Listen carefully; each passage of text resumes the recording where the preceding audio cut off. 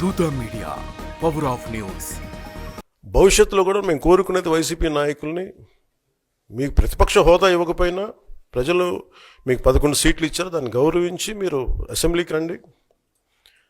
మీ స్థాయికి తగ్గట్టుగా మీకు మీకు ఎన్ని ప్రశ్నలు అడగాలో దాని తగ్గట్టుగా ఇస్తారు మీకు. ఇవన్నీ దాటి మన స్పీకర్ గారు కూడా చాలా గౌరవంగా 11 సీట్లు వచ్చినప్పటికీ కూడా చాలా గౌరవంతో ఇంతకాలం వాళ్ళకి ఇస్తూ వచ్చారు. ప్రశ్నోత్తరాల సమయంలో కూడా ఆయనకి ఇచ్చారు. గతంలో కూడా ఇవన్నీ ఆయన రావడానికి కూడా ఆయన ఎలా రావాలి, ఏం చేయాలి, దానికి కూడా చాలా ఏమాత్రం ఇబ్బంది పెట్టకుండా గతంలో కూడా చేశారు. ఫస్ట్ మీరు మనకి గవర్నమెంట్ ఫామ్ అయిన తర్వాత కూడా వీటిని దృష్టిలో పెట్టుకొని వైసీపీ కొంచెం హుందాగా వ్యవహరించాల్సిన అవసరం ఉంది. వైసీపీ నాయకులకు కూడా మీకు బాధ్యత ఉంది. గవర్నర్ గారి ప్రసంగాన్ని మీరు ఆ విధంగా మీరు ప్రశాంతంగా విని దాన్ని వచ్చే జరుగుతున్న సమావేశాల్లో మీరు దాని మీద లోటుపాట్లు మీరు చెప్తే బాగుంటుంది తప్ప ఇలా కూర్చోబెట్టి అరుపులు కేకలు ఇది సమంజసంగా లేదు. అంటే అర్ధాంతరంగా ప్రతిదానికి అసెంబ్లీలోకి రాగానే గొడవ పెట్టుకోవాలి, దేన్నైనా విభేదించాలనేది ఇది చాలా లో లెవెల్ ఆలోచన విధానం, లో లెవెల్ స్ట్రాటజీ. అది ప్లీజ్ మీరు అప్గ్రేడ్ అవ్వండి, మీరు అప్లిఫ్ట్ చేసుకొని మీరు కూర్చోబెట్టి డెమోక్రటిక్ ప్రాసెస్కి గౌరవం ఇవ్వండి.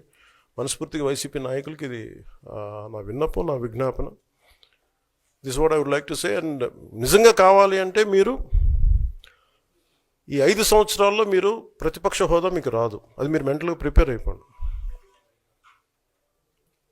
11 సీట్లతోటి మీకు ప్రతిపక్ష హోదా ఇవ్వబడదు, రాదు. ఎందుకంటే ఇట్ ఈస్ చంద్రబాబు గారు, గౌరవ ముఖ్యమంత్రి చంద్రబాబు గారు డిసైడ్ చేసేది కాదు, జనసేన డిసైడ్ చేసేది కాదు. దానికి రూల్స్ ఉన్నాయి, దానికి రెగ్యులేషన్స్ ఉన్నాయి, నామ్స్ ఉన్నాయి. ఉదాహరణకి నేనే మన కేంద్ర ప్రభుత్వం ఫార్మేషన్కి మేము వెళ్ళినప్పుడు పార్లమెంటరీ లీడర్ని ఎన్నుకోవాలి మనం కూర్చున్నప్పుడు, ఎన్డీఏ పక్ష నాయకుడు ఎన్నుకోవాలనుకున్నప్పుడు నేను నాయకుల స్థాయిలో నేను కూర్చున్నాను.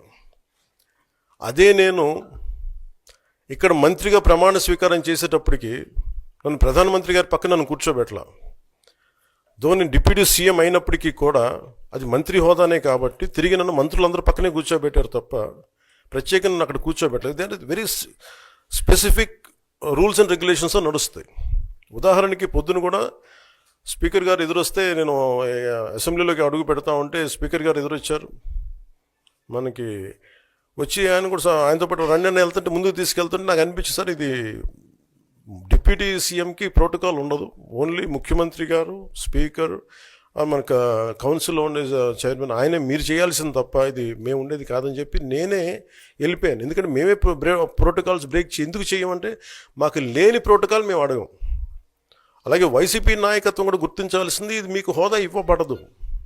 ఇది చంద్రబాబు గారు ఆప్ చేస్తేనే కాదు, ఇది ఎవరు ఆప్ చేసింది కాదు, మీకు ప్రజలు మీకు ఇవ్వలేదు. మీకు అది మీరు దృష్టిలో పెట్టుకొని మీరు ప్రవర్తించాల్సింది మనస్ఫూర్తిగా నేను వారిని కోరుకున్నాను. అంతేగాని వారిని ఎక్కడ అవమానం పరచాలని కానీ వారిని తగ్గించాలని కానీ లేదు. 175 సీట్లు కేవలం 11 సీట్లు ఇచ్చారు వాళ్ళకి.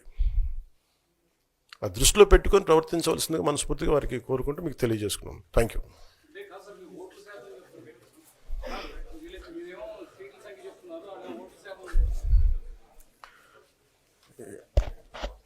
ఫస్ట్ అప్పుడు ఏం చేయాలంటే సార్, అప్పుడు జర్మనీకి వెళ్ళిపోవాలండి. ఇప్పుడు జర్మనీలో ఏంటంటేనండి, నేను జర్మనీ రిజల్ట్స్ కూడా ఏదో వచ్చినాయి చూస్తా ఉన్నా. ఎలక్షన్స్లో 25% వచ్చిన హైయెస్ట్ పర్సంటేజ్ ఆఫ్ వచ్చిన ఓటుకి ఇన్ని ఎంపీస్, ఇంత అసెంబ్లీ స్థానాలు ఉంటాయి వాళ్ళకి. 5% మించి తక్కువ వస్తే 5% ఓట్లు మిగతా వాళ్ళు పంచుకుంటారు. మనకు అలాంటి బెనిఫిట్ మనకు లేదు కాబట్టి మన రాజ్యాంగంలో లేదు. వాళ్ళు మంకు పట్టు పడితే they are free to go to Germany. Thank you. Hi, నేను మీ RP Patnaik. Please subscribe to Dootha media. For more updates please subscribe Dootha media.